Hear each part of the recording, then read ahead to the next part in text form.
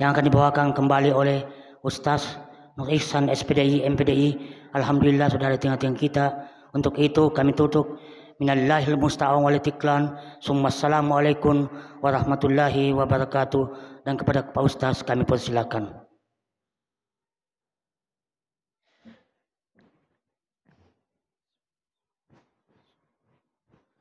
Bismillahirrahmanirrahim.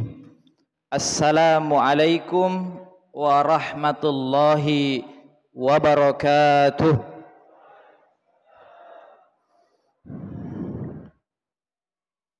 Alhamdulillahi rabbil alamin. Wabihi nasta'inu ala umurid dunya waddin. Wassalatu wassalamu ala asyrafil anbiya'i wal mursalin Sayyidina Muhammad wa ala alihi wa ashabihi wa mawala. Hadirin wal hadirat sidang jemaah tarwih yang sama-sama dirahmati dan dimuliakan oleh Allah Subhanahu wa taala. Marilah kita bersama-sama memanjatkan puja dan puji syukur atas kehadirat Allah Subhanahu wa taala yang telah memberikan kita pada malam hari ini kesehatan dan kesempatan sehingga sebagai hamba Allah Subhanahu wa taala dapat melaksanakan salat Isya secara berjamaah, kemudian sebentar dilanjutkan dengan salat tarwih dan witir secara berjamaah pula. Wabil khusus Allah Subhanahu wa taala telah memberikan kita nikmat iman dan Islam. Kemudian salawat serta salam semoga tercurahkan kepada baginda Muhammad sallallahu alaihi wasallam, karena beliaulah yang telah menggulung tikar-tikar kebatilan.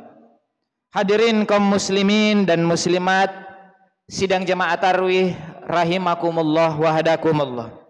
Melanjutkan materi saya kemarin mengenai tentang kematian. Saya ulangi lagi bahwa kematian itu adalah bukan akhir dari sebuah kehidupan. Akan tetapi kematian itu adalah perpindahan dari satu fase menuju fase yang lain. Artinya apa? Dari dunia yang fana menuju dunia yang kekal di sisi Allah Subhanahu wa taala. Dan kemudian bagaimana cara kita menyikapi tentang kematian? Yang pertama adalah kita harus mengingat dan menyadari bahwa kematian akan menghampiri siapa saja haitsu makunta dan dimanapun kalian berada. Jadi kematian hadirin wal hadirat yang sama-sama dirahmati dan dimuliakan oleh Allah Subhanahu wa taala tidak memandang kecil atau besarnya seseorang, tidak memandang pejabat atau miskinnya seseorang, tidak melihat dari mana dia dijemput oleh malaikat Israel. Kalau kita sebagai hamba Allah Subhanahu wa taala senantiasa mempersiapkan yang namanya kematian. Maka dari itu hadirin wal hadirat yang sama-sama dirahmati dan dimuliakan oleh Allah Subhanahu wa taala, kalau kita sudah tahu yang namanya kematian akan menjemput kita, saya yakin 100% kita akan senantiasa mengumpulkan berbagai amal soleh. Karena kalau kita tahu besok bahwa kita sudah akan meninggal, pasti sekarang sudah banyak melakukan yang namanya amal soleh kebaikan. Banyak-banyak sholat, banyak-banyak bersedekah. Apalagi saudara atau adinda kita mengatakan bahwa as-sholatu miftahul jannah. Sholat itu adalah kuncinya surga. Kalau kita tidak sholat, dari mana kita mendapatkan kuncinya surga? Dalam suatu kisah, Nabi Muhammad sallallahu alaihi wasallam itu menunggu nanti umatnya di neraka, di pintu neraka. Bapak Ibu sekalian, Nabi Muhammad saking sayangnya kepada umatnya, beliau itu menunggu di pintu neraka. Nabi Muhammad tidak akan masuk surga sebelum semua umatnya masuk ke dalam surganya Allah Subhanahu wa taala. Coba kita bayangkan perjuangan baginda Muhammad sallallahu alaihi wasallam. Lantas kita sebagai umatnya masih santai, tidak mau mengerjakan yang namanya perintah Allah Subhanahu wa taala, apalagi yang namanya salat. Salat ini senantiasa kita tingkatkan, senantiasa istiqomah menjalankan perintah Allah dan menjauhi segala apa yang dilarangnya. Apa yang kita mau banggakan kalau tidak pernah salat? Tadi dikatakan percuma banyak bersedekah, percuma banyak berzakat, percuma banyak berpuasa kalau salatnya masih bolong-bolong. Kalau salat kita sudah baik, insya Allah Allah Subhanahu wa taala senantiasa membantu kita dalam aktivitas duniawi kita masing-masing. Sebaliknya kalau kita tidak mau salat, Allah mengatakan, buat apa saya kamu bantu kamu? Buat apa saya mau bantu kalian kalau kau tidak mau beribadah kepadaku? Karena kemarin di dalam Al-Quran saya sudah jelaskan, innal ladzina yastakbiruna an ibadati sayadkhuluna jahannama dakhirin. Sesungguhnya orang-orang yang menyombongkan diri dari menyembahku, aku akan masukkan ke neraka jahanam dalam keadaan hina. Itu kalau kita tidak mau beribadah.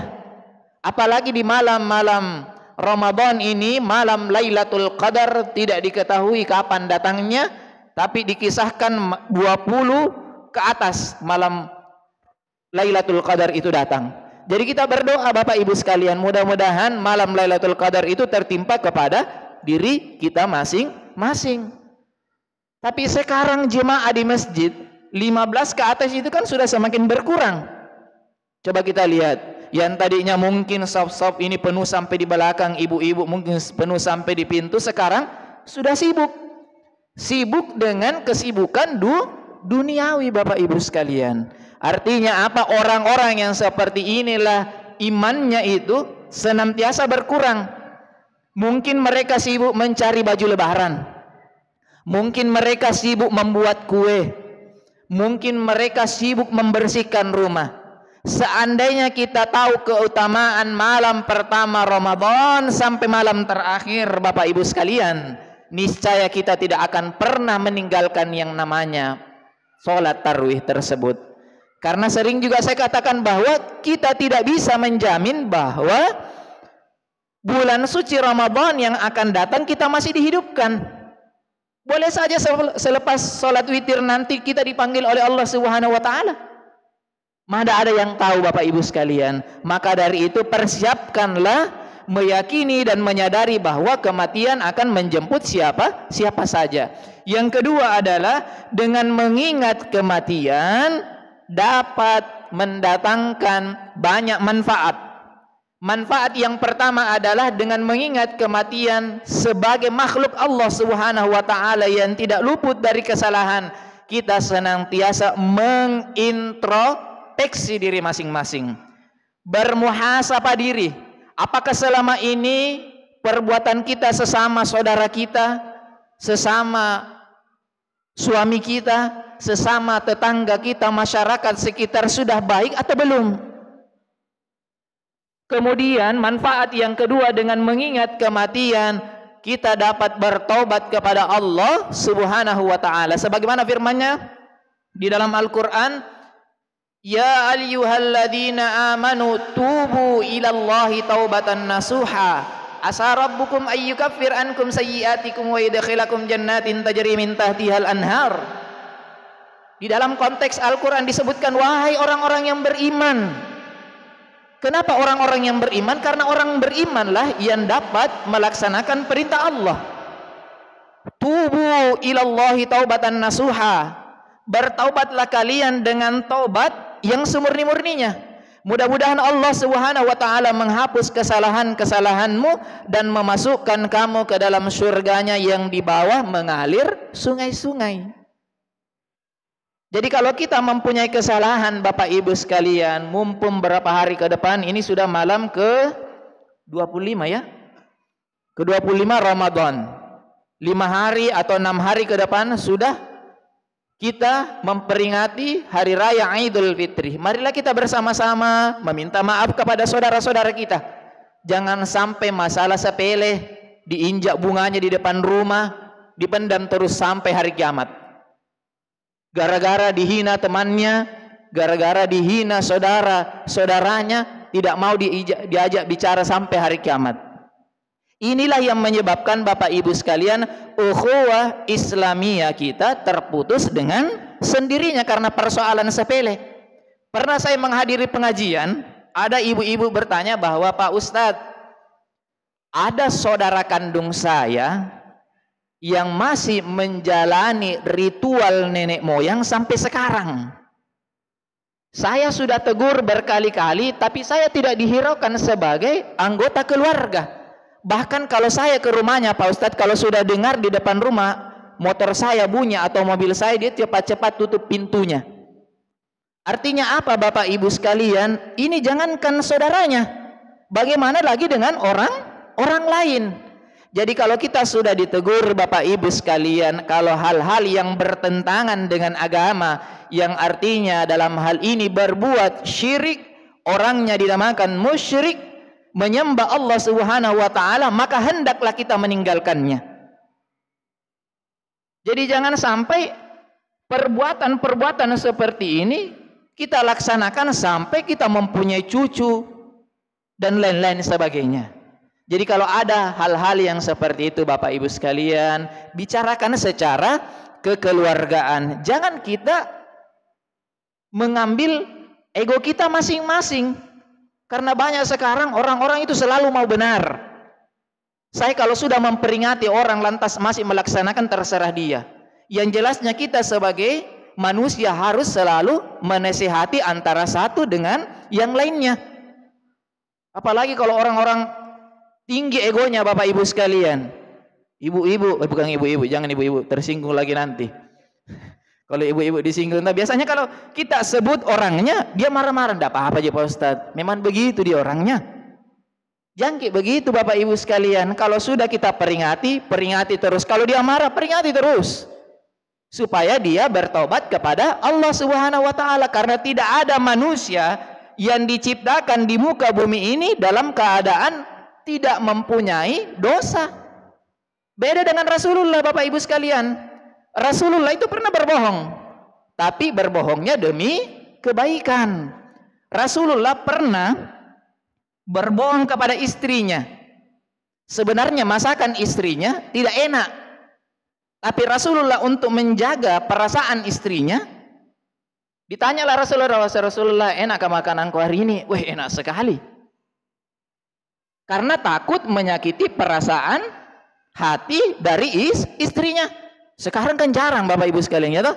Tidak enaknya masakanmu, terlalu banyak garamnya, kasih naik tensi saja.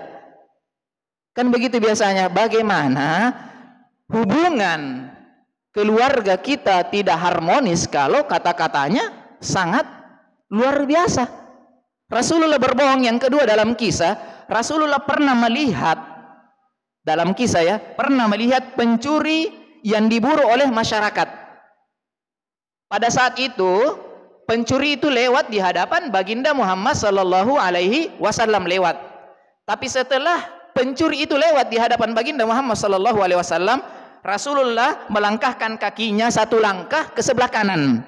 Lalu ditanya Rasulullah oleh masyarakat, wahai Rasulullah, ketika engkau di situ, pertanyaannya adalah, wahai Rasulullah, ketika engkau di situ, apakah engkau melihat pencuri yang lewat di hadapanmu? Jawabannya kira-kira Rasulullah apa itu Bapak Ibu? Ketika saya di sini, perhatikan baik-baik ya, ketika saya di sini tidak ada satu orang pun yang pernah lewat di hadapan saya. Betul tidak itu Ibu? Bapak Ibu sekalian? Betul ya? Karena melangkahkan kaki kanannya ke sebelah kanan satu langkah. Kan tidak berbohong. Yang berbohong itu kalau dia tetap pada posisinya. Sekarang kan susah. Coba lihat anak-anak Ibu, anak-anak kita di sekolah-sekolah kalau saya mengajar biasanya, dia tipu-tipu orang tuanya. Mama, buku agama Islam itu 50.000, tapi sebenarnya dari sekolah gratis. Pernah enggak Ibu, Bapak? Pernah tuh anak tak seperti itu? Diperhatikan baik-baik, apalagi di HP-nya. Di HP-nya sekarang itu anak-anak Bapak Ibu sekalian, bahaya. Panggil ayah bunda. Ayah sudah makan belum?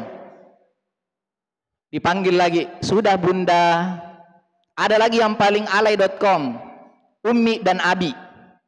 Hati-hati Bapak Ibu sekalian, perhatikan HP anak kita ketika sudah pulang dari rumah. Pacarnya, pasangannya dipanggil ayah ibu, kemudian ummi abi, sedangkan mamanya dipanggil Maimunah. Dipanggil lagi Samsudin. Ya, yang ada namanya Samsudin Bapak Ibu. Mohon maaf, contoh. Siapa tahu ada lagi yang tersungging. Ya lah, Bapak Ibu sekalian. Jadi sering kita perhatikan HP anak kita ketika di rumah. Di sekolah, nggak apa-apa, no problem. Tidak jadi masalah. Tapi ketika di rumah sering kita perhatikan, karena inilah yang merusak generasi kita yang akan datang. Saya sering perhatikan itu siswa saya, karena kalau saya mengajar, HP-nya semua itu disimpan di hadapan saya. Pokoknya tidak ada yang main HP. Wah, ada yang panggil ummi ayah. Saya angkat, tidak mungkin ayahnya umur 18 tahun. Kan mustahil toh Bapak Ibu sekalian. Dia panggil umi. Bahaya ini kalau sudah panggil umi, baru saya laki-laki. Dia kira karena saya kapan, mungkin pasangannya. Jadi Bapak Ibu sekalian, kesimpulannya adalah ketika kita mempunyai anak, karena anak merupakan amanah dari Allah Subhanahu wa taala, maka jagalah kelakuannya, jagalah perilakunya dalam kehidupan sehari-hari. Mudah-mudahan Allah Subhanahu wa taala senantiasa memanjangkan usia umur kita dan merawat anak kita sehingga menjadi anak soleh, solehah, dan menjadi terkhusus lagi menjadi hafizah. Demikianlah apa yang saya sampaikan pada kesempatan kali ini. Kurang dan lebihnya mohon dimaafkan. Hadarullah wa iyyakum ajma'in. Wassalamualaikum warahmatullahi wabarakatuh.